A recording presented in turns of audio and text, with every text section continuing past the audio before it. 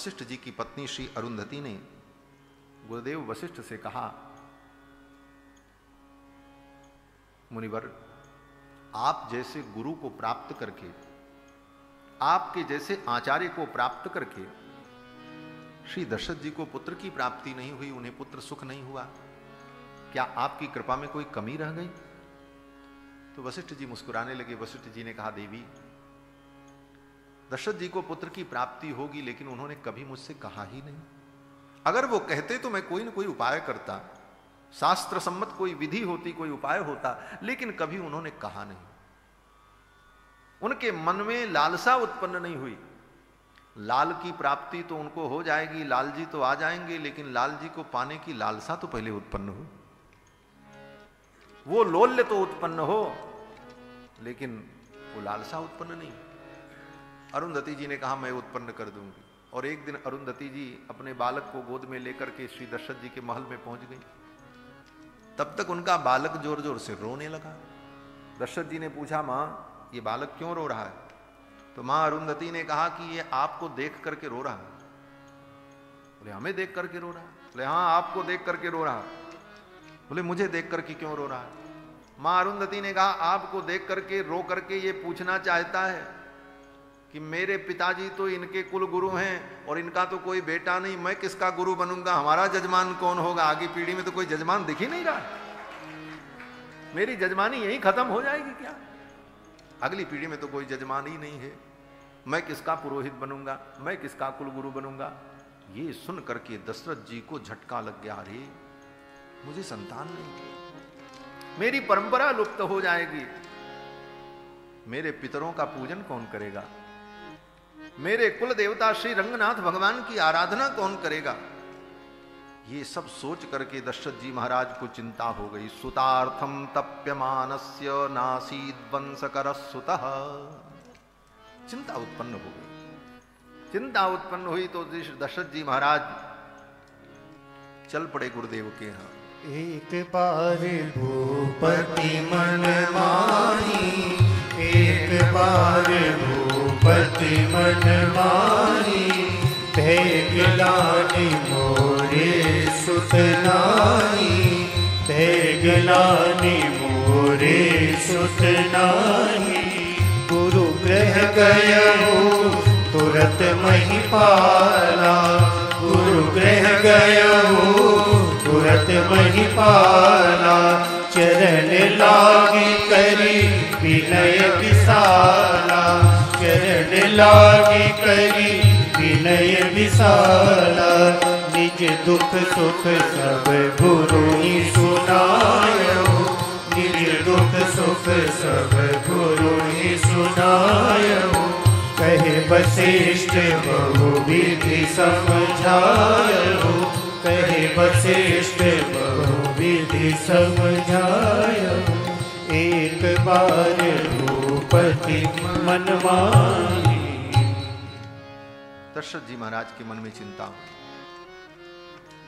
श्री गोस्वामी जी महाराज तो वर्णन करते हैं कि दशरथ जी महाराज सीधे गुरु जी के पास चले गए। गुरु गृह गयो तुरत महिपाला।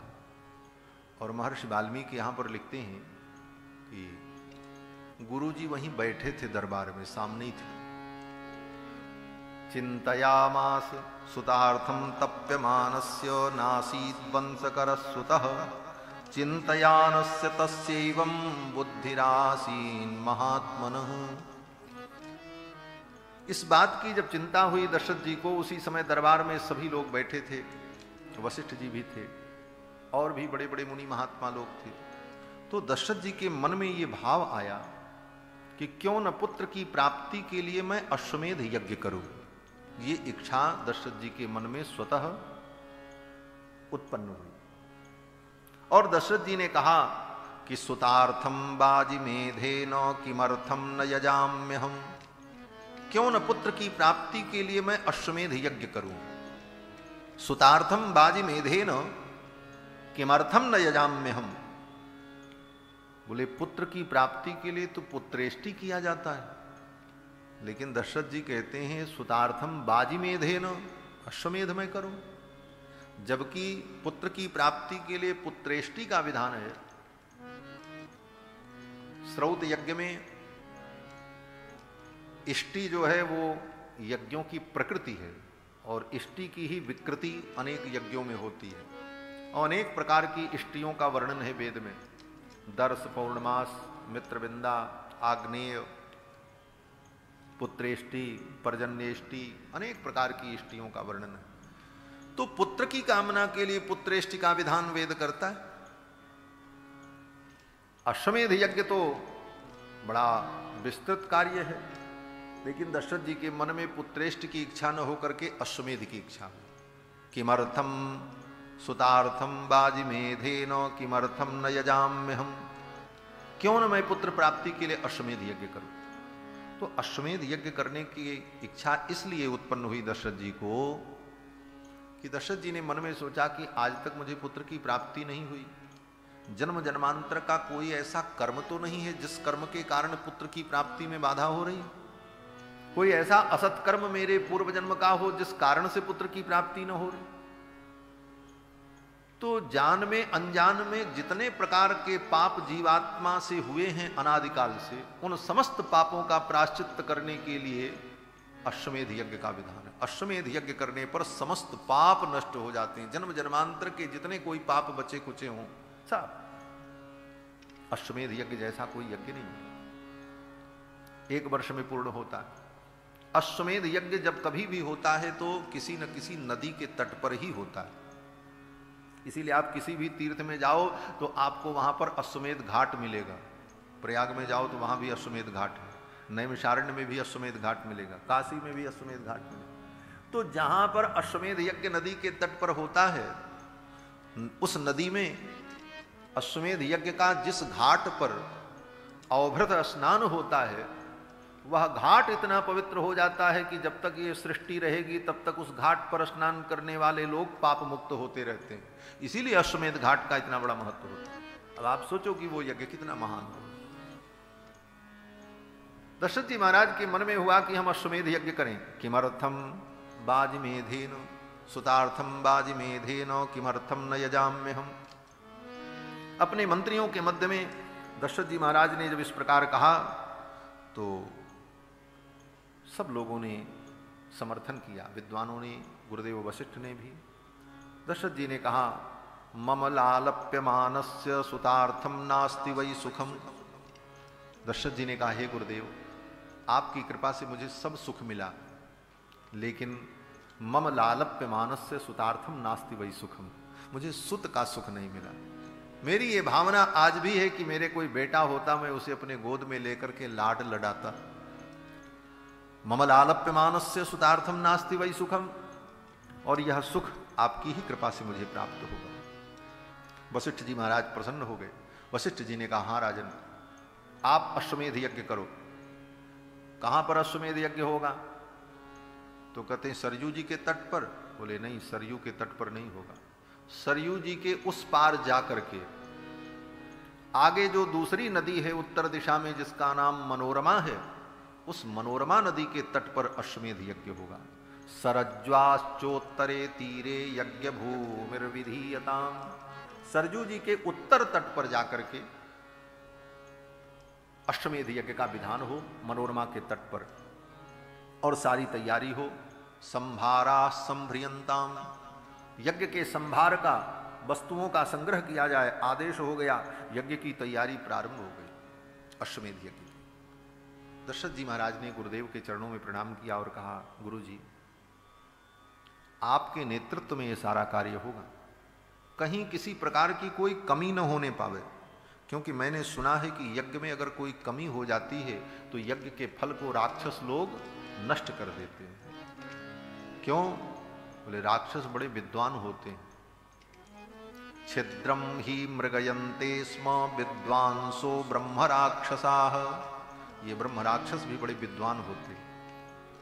ये क्या करते हैं? बोले छिद्रम ही मृगयन्ते, ये केवल छिद्र देखते हैं, कमियां देखते हैं, और जहां यज्ञ में विधान में कोई कमी हो गई तो वो आकर के उस कर्म को नष्ट कर देते, उसके फल को नष्ट कर देते। इसलिए कर्मकांड में, यज्ञ यागादि कर्म में विधि का लोप नहीं होना चाहिए।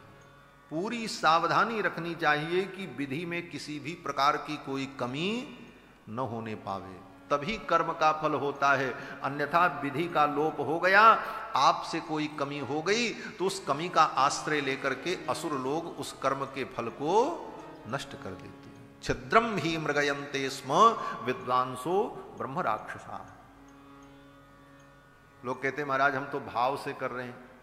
बोले भाव से भक्ति का महत्व है, कर्मकांड में भाव का महत्व नहीं है, क्रिया का महत्व है। कर्मकांड में जितनी क्रिया है उतनी क्रिया उन मंत्रों से शुद्धता पूर्वक करनी होगी, तब उसका फल होगा। वहां भाव नहीं चलेगा। भाव तो भक्ति में है, भगवान की उपासना में भाव का महत्व है। कर्मकांड में तो कर्म का महत्व है, क्रिया का महत्व है। क्रिया में वैगुण्य हुआ, क्रिया में विकृति हुई, फल नष्ट हो जाएगा, उल्टा हो जाएगा।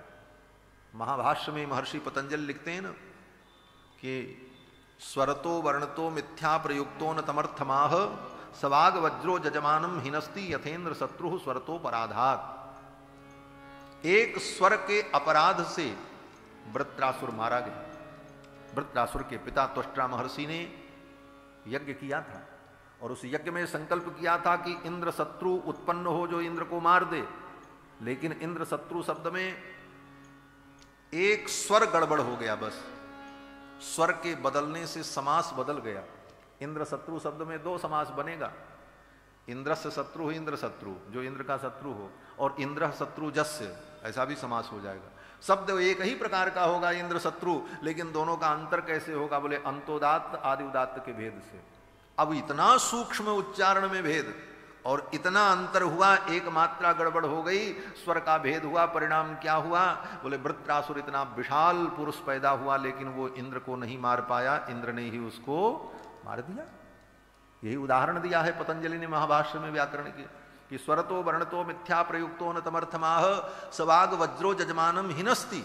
वो मंत्र, वो वैदिक क्रियाएं ही बाग वज्र बन करके, वाणी का वज्र बन करके जजमान का ही विनाश कर देती हैं। सवाग वज्रो जजमानम हिनस्ति यथेन्द्र शत्रु स्वरतो पराधात।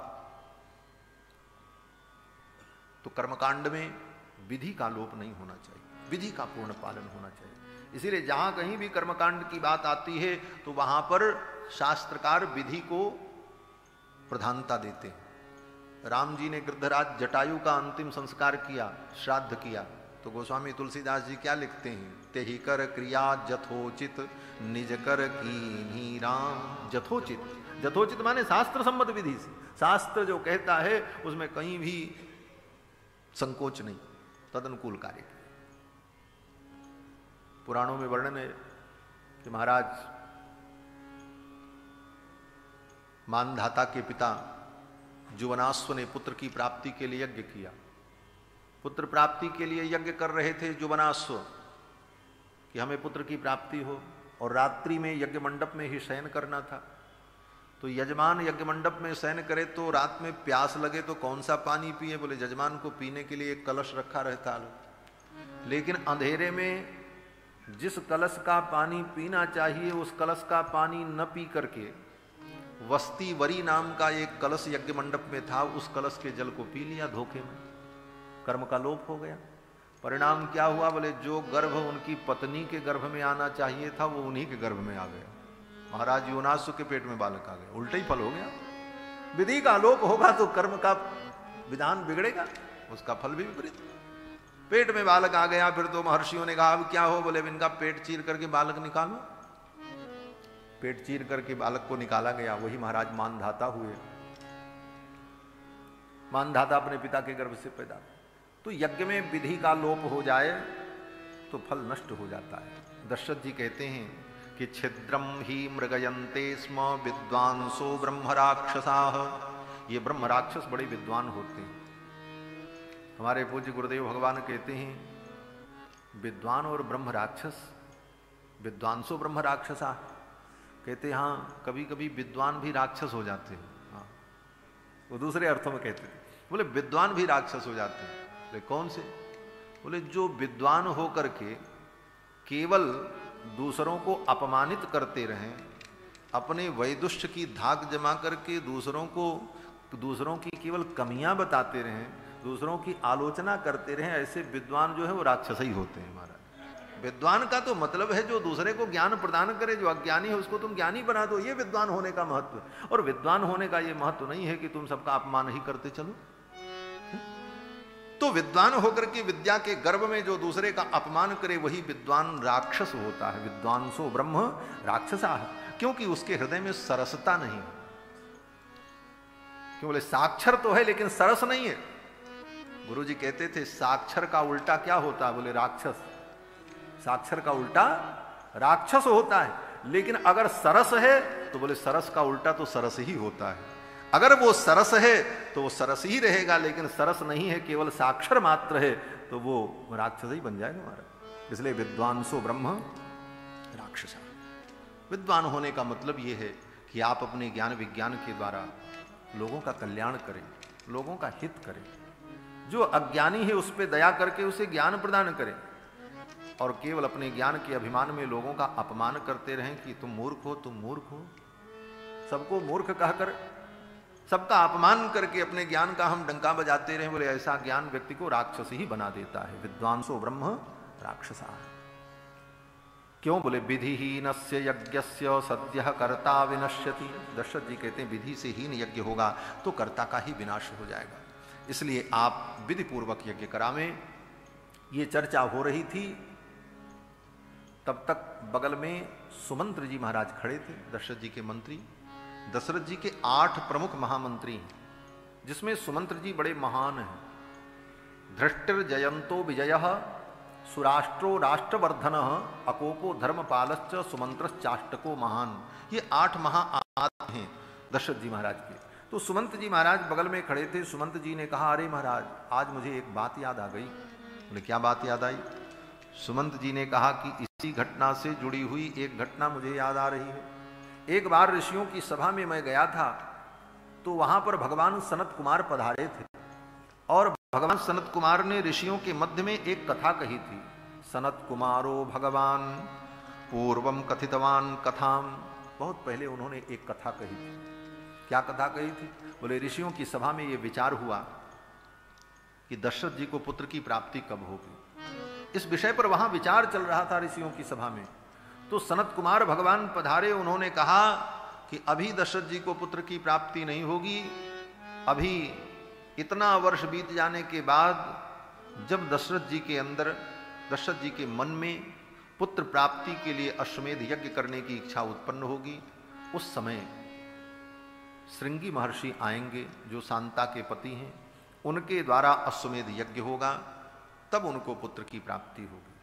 इस घटना का स्मरण दिलाया सुमंत्र जी ने दशरथ जी को और कहा, महाराज अब आपके मन में अश्वमेध यज्ञ करने की इच्छा हुई है, इसका मतलब अब आपको पुत्र प्राप्ति का समय आ चुका है। आप इस यज्ञ में श्रृंगी ऋषि को बुलाओ, उनके द्वारा यज्ञ होगा, तभी आपको पुत्र की प्राप्ति होगी, क्योंकि भगवान सनत कुमार ने कहा था। फिर श्री दशरथ जी महाराज अपने मंत्रियों को लेकर, अपनी तीनों रानियों को लेकर, सेना लेकर अयोध्या से अंग देश की यात्रा करते हैं, और अंग देश जाकर के 1 सप्ताह वहां महाराज रोमपाद के यहां दशरथ जी निवास करते हैं। और निवास करने के बाद 1 हफ्ते के बाद वो अपने मन की भावना व्यक्त करते हैं कि महाराज मैं किसी प्रयोजन से आया हूं।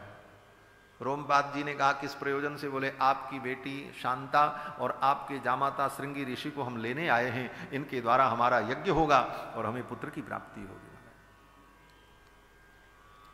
श्रृंगी ऋषि का चरित्र वर्णन किया है महर्षि वाल्मीकि ने कि श्रृंगी जी महाराज कितने बड़े महात्मा हैं। जन्मजात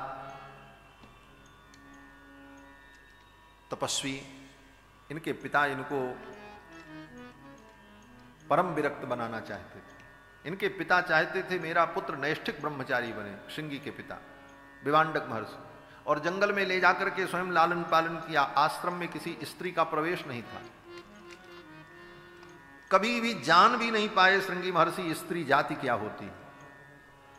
लेकिन अंग देश के में जब अकाल पड़ा तो पंडितों ने, विद्वानों ने कहा कि आपकी बेटी शांता जो है उनका विवाह श्रृंगी ऋषि से हो जाए तो आपके देश का अकाल दूर हो जाएगा।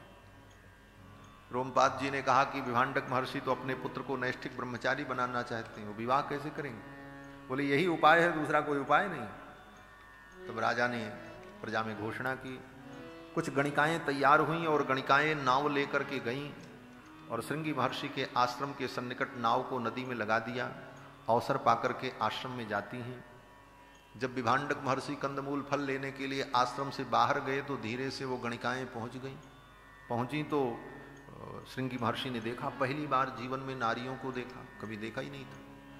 तो श्रृंगी महर्षि ने सोचा कि ये कोई ब्रह्मचारी होंगे, ये भी किसी गुरु से वेद इत्यादि पढ़ते होंगे और मेरे यहाँ आए हैं तो अतिथि हैं, इनका पूजन करना चाहिए।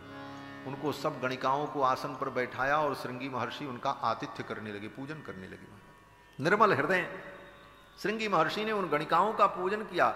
इदम अर्घ्यम इदम पाद्यम इदम मूलम फलंचन, अर्घ पाद्याचमन से उनका पूजन किया, सम्मान किया और फिर पूछा कि आप किसके शिष्य हो, आप किसके ब्रह्मचारी हो। तो उन गणिकाओं ने कहा कि हमारे गुरुजी अमुक अमुक हैं, लेकिन हम उनका नाम नहीं बताएंगे, गुरु का नाम नहीं लेना चाहिए, क्योंकि वो तो सब ठगने के लिए आई थी, इनको ले जाना था किसी प्रकार धोखा देकर। तो काल्पनिक बातें बना करके उन गणिकाओं ने श्रृंगी ऋषि को समझा दिया। श्रृंगी जी ने कहा ठीक है, बोले चलो हमारे साथ घूम करके आओ। और घूमने के बहाने श्रृंगी ऋषि को लेकर के सब आई गणिकाएं और नाव में बैठा लिया। नाव में बैठा करके धीरे से नाव का लंगर खोल दिया, नाव धारा में बहने लगी और गणिकाएं सुंदर गीत सुनाने लगी और सुंदर सुंदर मिठाइयां साथ में रखी थी, सब मिठाइयां खिलाने लगी महाराज, लड्डू पेड़ा मालपुआ। श्रृंगी महर्षि तो कभी खाए ही नहीं थे महाराज, कभी नहीं देखा था लड्डू जलेबी रसगुल्ला क्या होता पता ही नहीं था। जब खाए श्रृंगी महर्षि तो बड़ा मजा आया। श्रृंगी महर्षि ने कहा ये कौन सा फल है, इस फल का नाम क्या है। ये हंसने के लिए नहीं कहते, महर्षि वाल्मीकि ने लिखा है मोदकान प्रददुस तस्मै भक्षाश्च विविधान।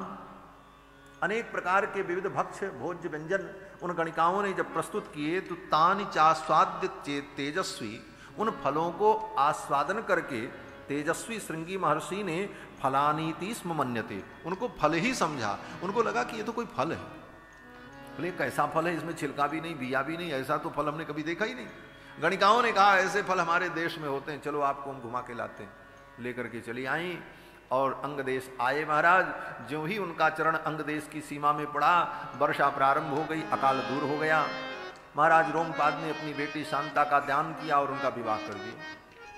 विभांडक महर्षि अपने आश्रम में जब लौटे तो देखते हैं पुत्र का अपहरण हो गया। अपहरण करके विवाह कर दिया। आज भी बिहार प्रांत में अपहरण करके ही विवाह होता है, बिहार में ऐसी घटनाएं होती हैं आज भी। तो विवाह कर दिया। अब जब विवाह कर दिया तो विभांडक महर्षि को बड़ा दुख हुआ, क्रोधित होकर के चल पड़े कि शाप दे देंगे। सभी लोग डर रहे थे क्या होगा। तो ब्राह्मणों ने सलाह दी कि ऐसा करो, वर वधू को दोनों को सजा करके श्रृंगार करके तैयार रखो, विभांडक महर्षि आएंगे तो दोनों को उनके चरणों में प्रणाम कराना, बस उनका क्रोध शांत हो जाएगा। विभांडक महर्षि जब आए तो महाराज रोमपाद ने अपनी बेटी शांता से और जामाता श्रृंगी से कहा कि पिताजी के चरणों में प्रणाम करो। दोनों ने, दिव्य दंपति ने चरणों में प्रणाम किया। ऐसी सुंदर जोड़ी को देखकर विभांडक महर्षि का क्रोध शांत हो गया। विभांडक महर्षि जी ने कहा आप शाप देने से क्या फायदा, अब तो इनको आशीर्वाद देना चाहिए कि इनका गृहस्थ जीवन मंगलमय हो। आशीर्वाद देकर के विभांडक महर्षि विदा हो गए। श्रृंगी महर्षि शांता जी के साथ अंग देश में रहते हैं। दशरथ जी महाराज इनको लेने गए हैं और आदर पूर्वक लेकर के आए अयोध्या। और अयोध्या लेकर के आने के बाद बहुत दिनों बाद अश्वमेध यज्ञ हुआ है। महर्षि वाल्मीकि कहते हैं कि ततः काले बहुति थे कस्मिश्चित सुमनोहरे। श्रृंगी ऋषि आ गए, सारी सामग्री एकत्रित हो गई, यज्ञ स्थल तय हो गया, यज्ञ मंडप बन गया, लेकिन यज्ञ प्रारंभ नहीं हुआ। ततः काले बहुति थे, श्रृंगी ऋषि के आने के बहुत दिन बाद यज्ञ शुरू हुआ। क्यों? बोले कस्मिश्चित सुमनोहरे, जब सुंदर मनोहर मुहूर्त आया तब यज्ञ प्रारंभ हुआ। तो मुहूर्त आएगा तभी कार्य होगा।